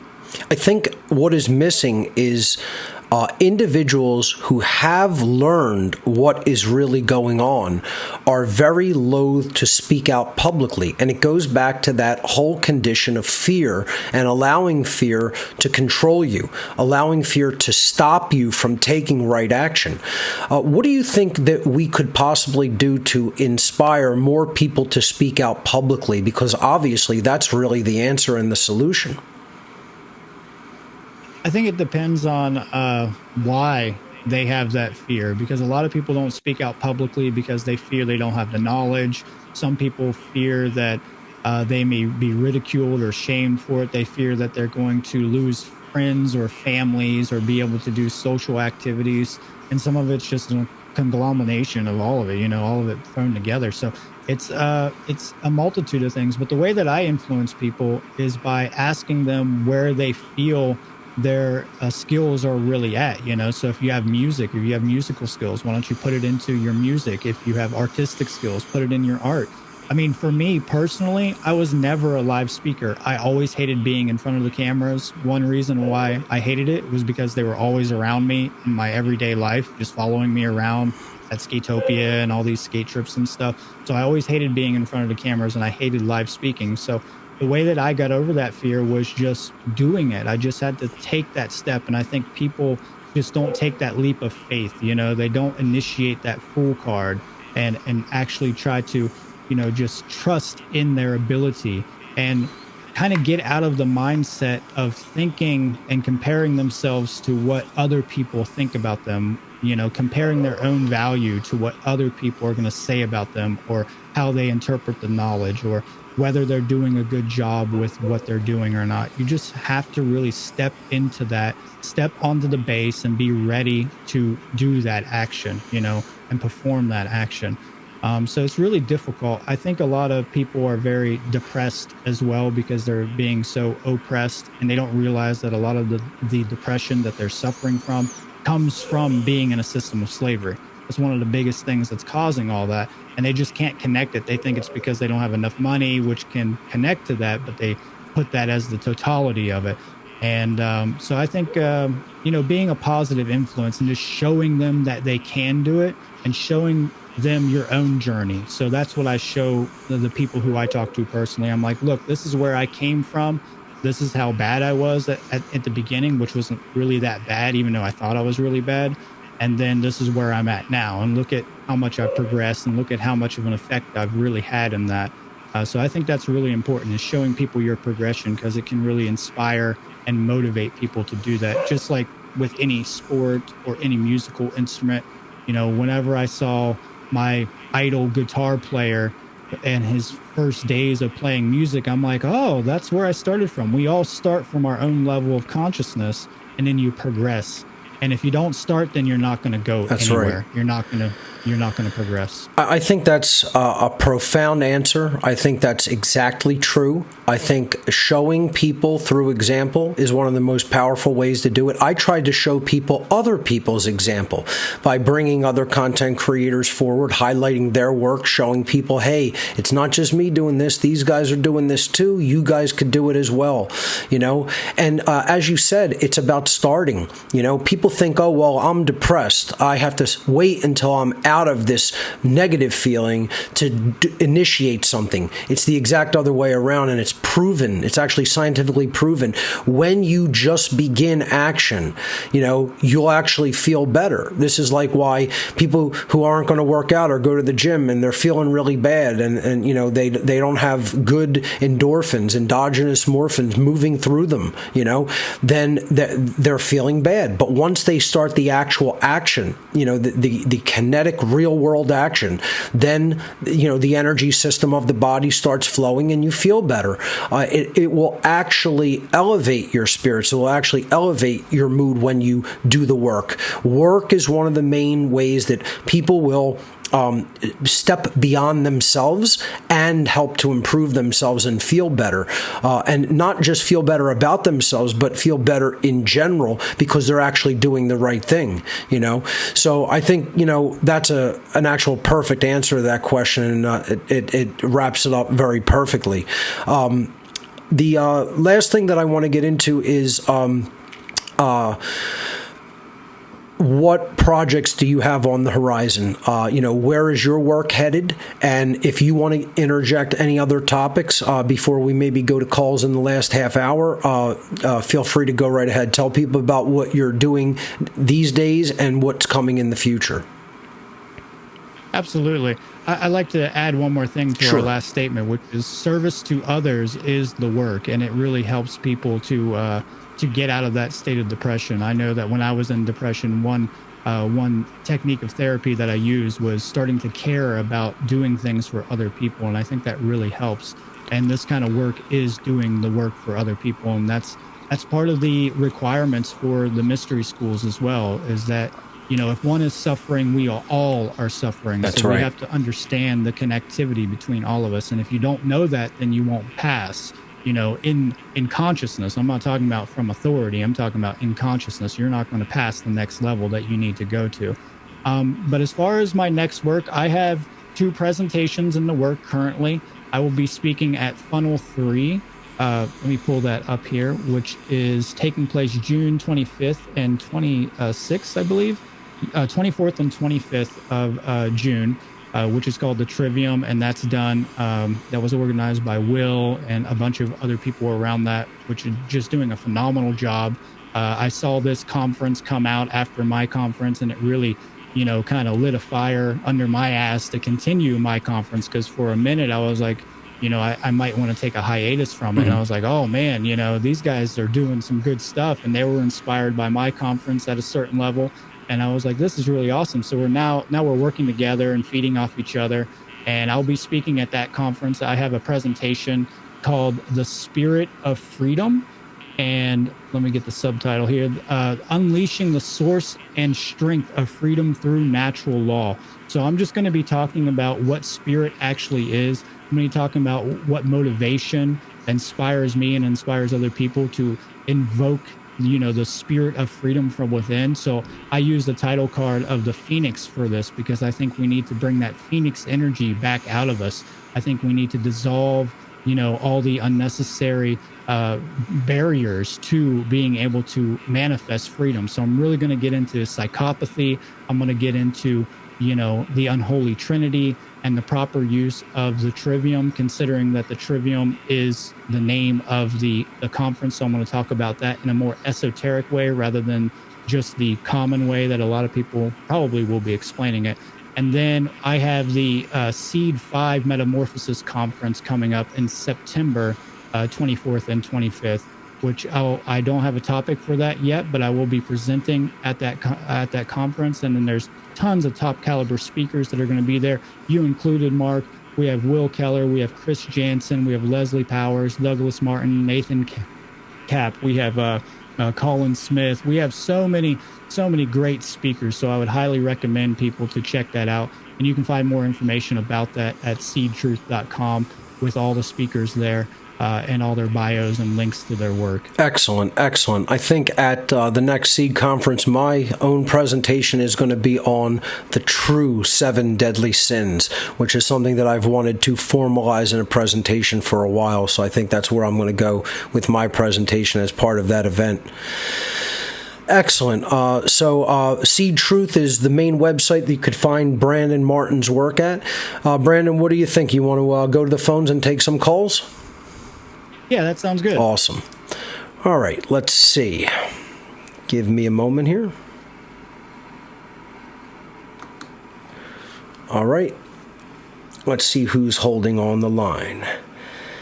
Let's hear from Johanna. Johanna, you are live on What on Earth is Happening with my special guest, Brandon Martin of SeedTruth.com. Welcome. So to all callers, please be ready to unmute yourself with the large blue microphone icon at the bottom of your call window. When I call on you, I will unmute you from the server end, and then you must additionally unmute yourself. So let's see if Johanna can unmute. All right, I will come back to you. Let's hear from Gene. Gene, you are live on What on Earth is Happening. Welcome.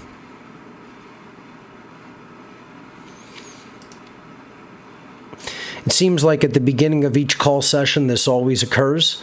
So please be ready to unmute, ladies and gentlemen, waiting in the call room. All right, so Gene, I'll come back to you. Let's hear from Robert. Robert, you are live on What on Earth is Happening with my special guest, Brandon Martin. Hi, listeners, Brandon and Mark.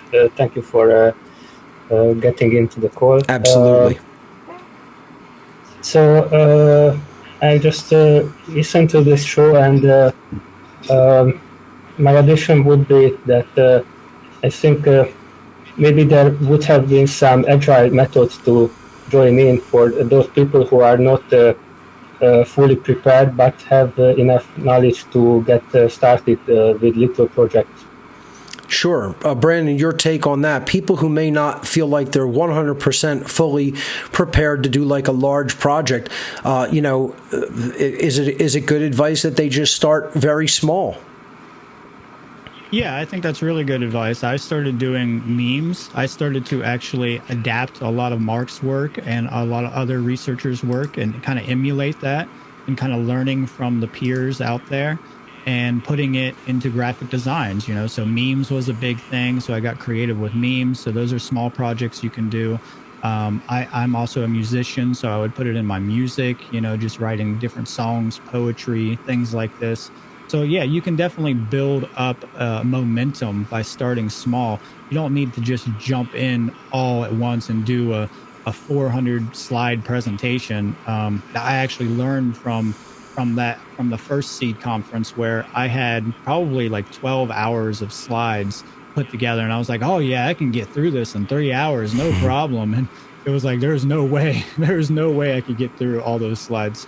But it actually gave me the skill set and understanding how to formulate presentations and getting the skills for like PowerPoint and things like this. So yes, start small and work your way up, but don't limit yourself. You're trying to push beyond your boundaries. You're trying to push beyond what you think is possible, So don't overexert yourself and hurt yourself by becoming too exhausted that you get burned out, but also make sure that you're at least every once in a while pushing that boundary and breaking those boundaries. Without a doubt. I think that's excellent advice for people who just want to start out, who don't want to, take on too much and bite off more than they can chew. It's all about getting started, and you could always improve upon your workflow, your content as you go. This is a big tenet that I talk about in the How to Become the True Media seminar, is start small and build upon your work as you go. You don't need to be perfect, and you don't need to have the biggest operation on earth. It's about becoming comfortable with doing this type of work. It's about putting information out there and helping working to raise awareness of truth and help people to understand things that they may not have understood before. And you could do that even in a small way. It makes a big impact, and it helps a lot in the overall scheme of things. So I think that's great advice. Let's hear from Darren. Darren, you are live on What on Earth is Happening with my special guest, Brandon Martin of SeedTruth.com.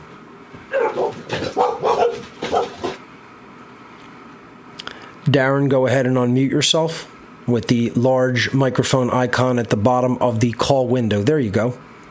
Hi, Mark. How are you? I'm all right. Thanks for taking my call. Sure. I really appreciate the work that you do, and previously I used to have these hang-ups about technology. I was kind of a Luddite. Mm-hmm. It was mostly because I couldn't afford it. Mm-hmm. So instead of feeling bad, I was like, oh, that's just crap. So now that I'm doing better, and financially I have the means, I'm learning the technologies, and I really want to start creating some content before next year, and I'm in a position to do so now. But my question to you guys is, how much of your personal story, like your background in Satanism, Mark, do you include? And I ask this because I was kind of growing up kind of dogged and harassed, for being the free thinker, and so I do have some kind of traumatic hang-ups about, let's say, being othered, being ostracized. Mm-hmm. How do you cope with that when breaking into content creation? That's a really excellent question, actually, and I'll take this one first, Brandon, if you don't mind, and then I'll pass this over to you. Now, what I will say is, when I first decided that I was going to speak publicly about what I knew, in all of these areas of knowledge, I had to make a decision as to whether I was going to tell people about my personal background at all, or whether I was just going to keep that private. And after mulling that thought over for a while, I said there is no way I could keep this information private about what I was personally involved with. That's a huge part. My background is a huge part of the What on Earth is Happening story. And if I did not make that public, I would have to consider myself sort of a hypocrite, because I'm trying to advocate to tell people the truth about what's going on. And if I'm leaving out a big portion of the truth about my background just because I'm worried about what people will think of that, then that's not the right way to go about it. So I decided I'm going to be honest with people about my background and tell them that I was into Satanism. And not only because it's the right thing to do to not lie by omission, but because I think that would help people to understand, if an individual that was this deeply embedded in the satanic ego mindset can come out of it and can learn the truth and then promote the truth to other people and teach it, then anybody can do that. That it's not. This is not something that is an insurmountable task to come from one perspective and one ideology. Make the recognition that you were incorrect because new information came in that proved to you sufficiently that this isn't the way to live, this isn't the way to think, this isn't the way to be, and then I changed my behavior as a result. That real world life example, it acts as an inspiration for other people, and that's one of the main reasons I didn't want to leave that background out. That's why I decided to go ahead and tell people about my background before even getting into deeper parts of my work. Brandon, your take on that, and about talking about your background, even if you're not proud of it, or if it's something that is dark and maybe might put some other people off. I think that's a really great question. That's my take on it. Your take on that, Brandon?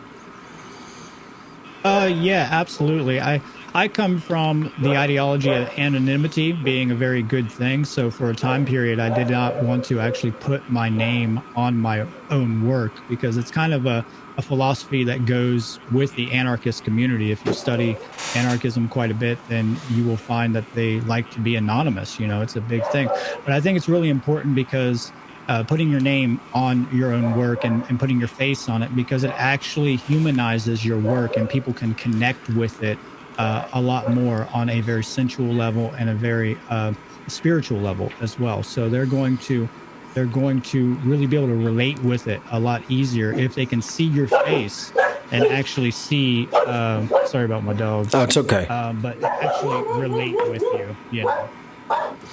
I fully agree. I think that it definitely humanizes you. It makes people realize that you're in the same boat as everybody else, that you make mistakes, that you can recover from your mistakes, that everyone has flaws, that no one is perfect, and that we are all trying to move forward as best as we can in consciousness. So I think that's why it's a good idea to include that if you're going to become a serious public figure that is putting out content. I think it's probably a wise thing to do, to embrace your past failures and mistakes, own up to them, admit them, and even talk about them publicly, and make it a part of the whole journey, the whole process in your work in general. Excellent callers so far. Great questions. Let's hear from, and I'll just give Brandon a moment. He's just putting his dogs out of the rooms so that they don't interfere with noise with barking. So I'll just take a second here, and because I want him to hear the caller's question.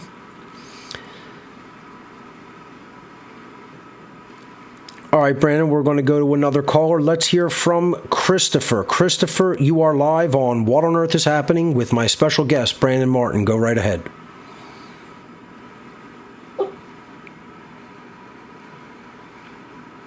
Christopher, you have to unmute with the large blue microphone icon at the bottom of the call window.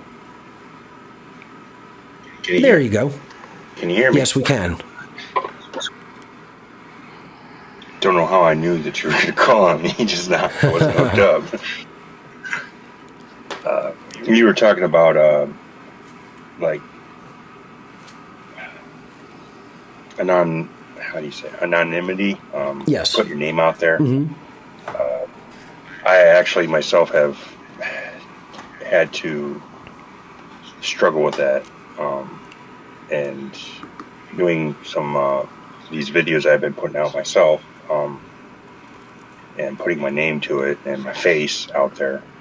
And it is a very kind of scary thing to do at first. Mm-hmm. I remember a couple of years ago when I first called into your show, Mark, and I was very nervous about it because I'd never done it. I'd never been on a show that there's several listeners, Sure. I guess my question would be how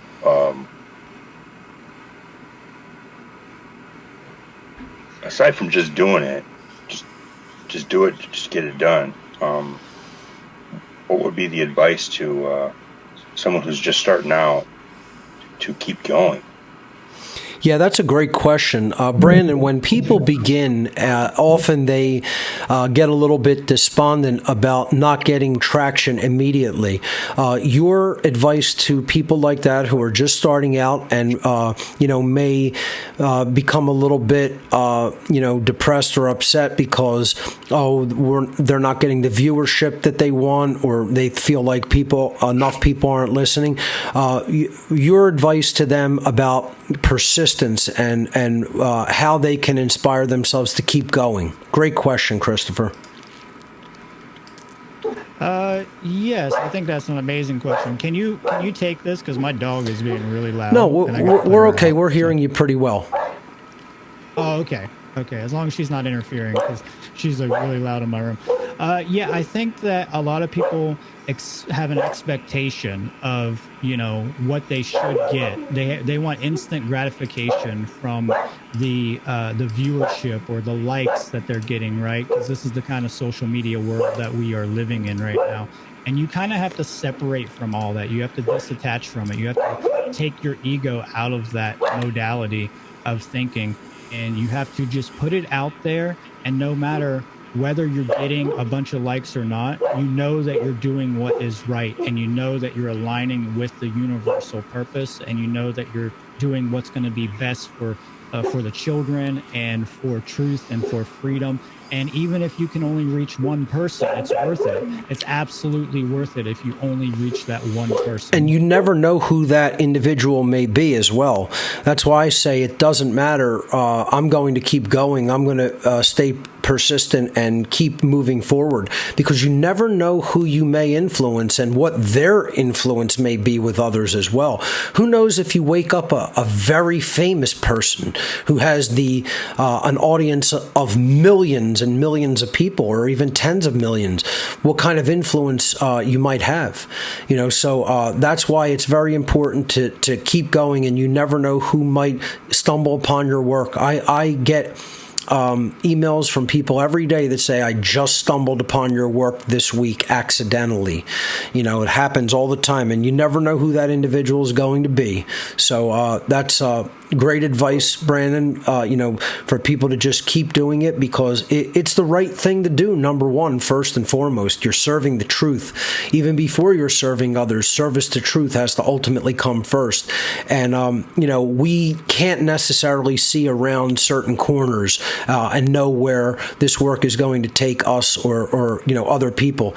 So that's why it's just important to, put your nose to the grindstone and keep at it. Great questions so far. Let's hear from George. George, you are live on What on Earth is Happening with Brandon Martin. Welcome.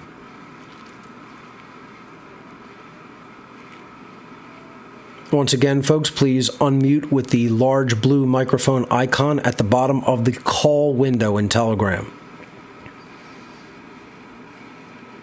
All right, George, I'll come back to you. Let's hear from Roderick. Roderick, you are live on What on Earth is Happening with my special guest, Brandon Martin of SeedTruth.com. Go right ahead. Hey, Mark, can you hear me? Yes, we can. Thank you so much for taking my call. I've been following you for so many years, and it's a true pleasure and privilege to be given the opportunity to speak. I really appreciate it, Mark. Sure. And Brandon, great show. And I wanted to maybe expand a little bit and get your guys' opinion, because I'm a true believer of the fundamental of what the computer industry preaches all the time, which is garbage in, garbage out. Reason for what I do for a living, which is nutrition. So I'm a pretty firm believer of starting with the fundamentals, which is not only when it comes to nutrition, but computers in general as well. To put in the good stuff in your body or in your mind in this instance. So I just wanted to ask you, Brandon, perhaps to expand a little bit about that, on the importance of influencing others around you, and also starting with ingesting, whether it's mentally or in the form of food, to putting good stuff in your system.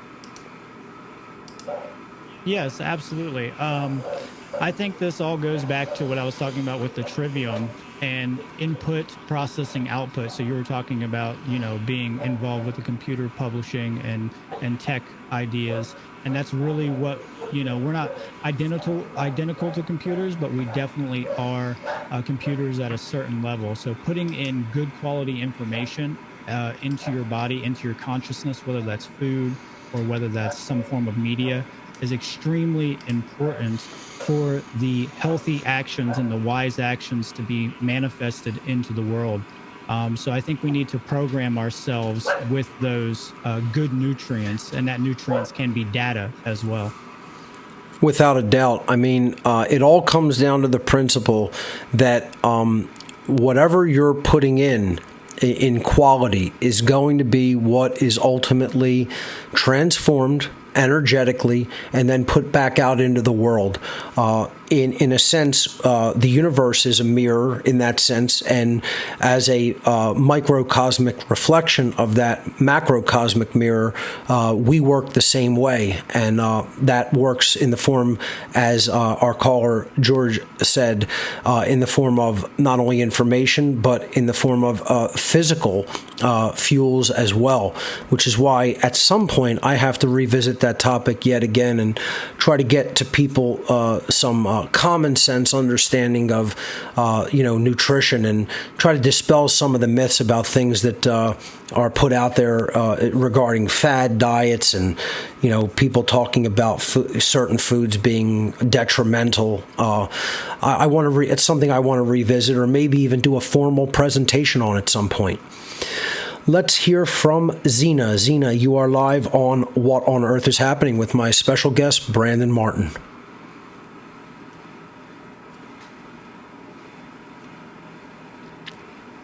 Okay, there you go.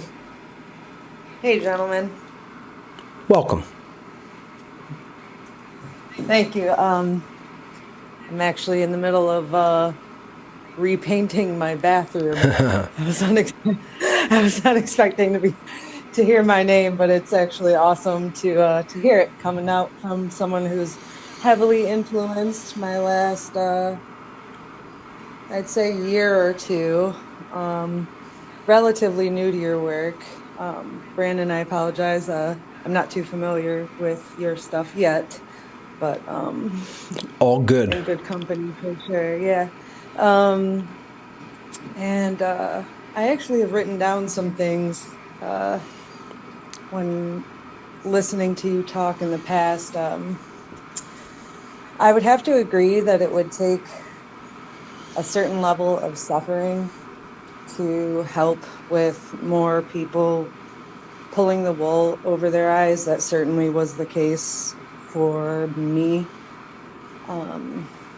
And however, that being the case is, it gives me a good feeling. It makes me more optimistic, knowing that someone like me and anyone around me, perhaps that I can help influence, is also on their way.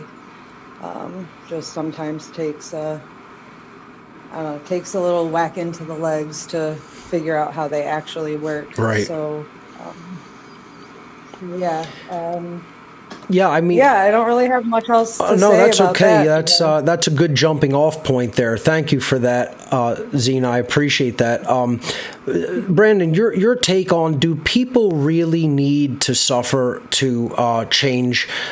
Is change possible without people going through that level of deep suffering? Because, Zena is correct. I've said before that more likely the only way for this whole species to change en masse is when it suffers enough.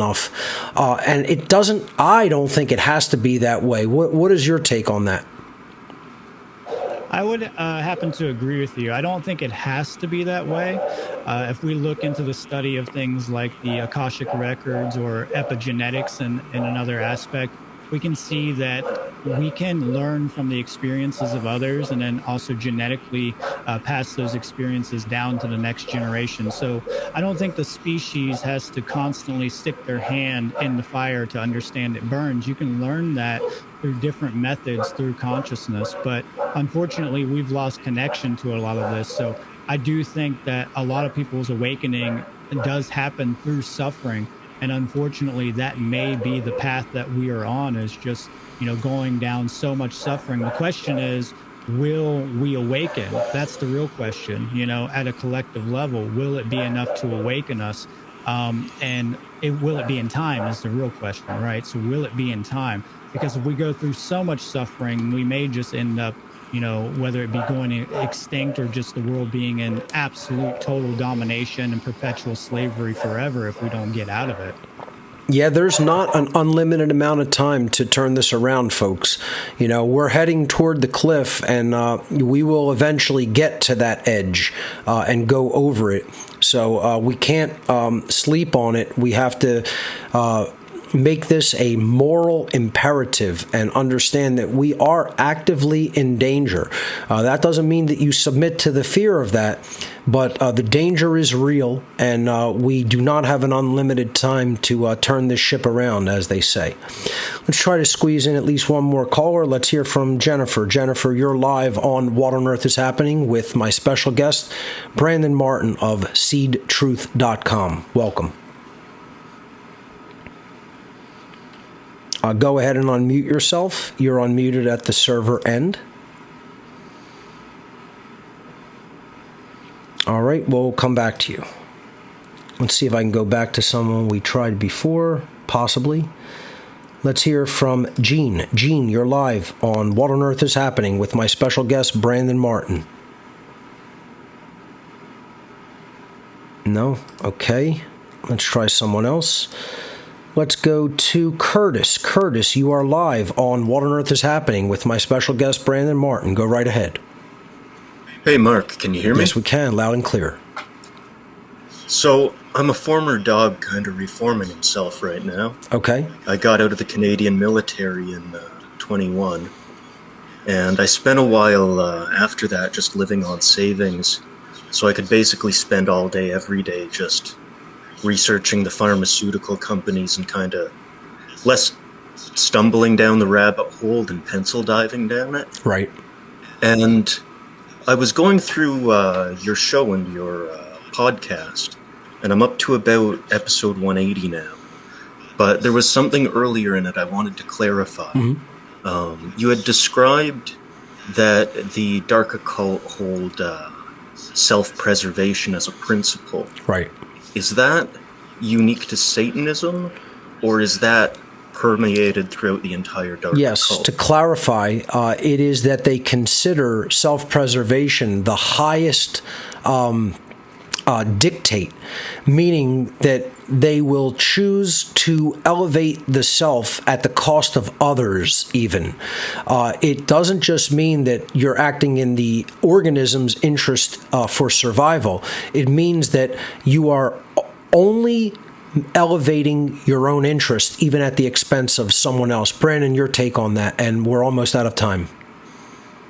Yeah, I think it relates directly to social Darwinism, and from my studies of the occult, it permeates through all dark occult traditions to be absolutely selfish and only worry about your own personal well-being and your own personal uplift above other people. Ladies and gentlemen, that's all the time we have for this edition of What on Earth is Happening.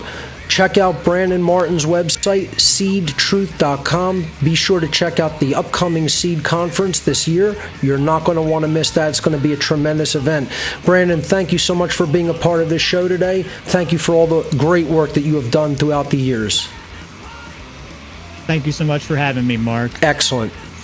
That's all the time we have for this show, ladies and gentlemen. I'll see you here, more likely than not, in 2 weeks. You've been watching What on Earth is Happening, and remember, government is slavery.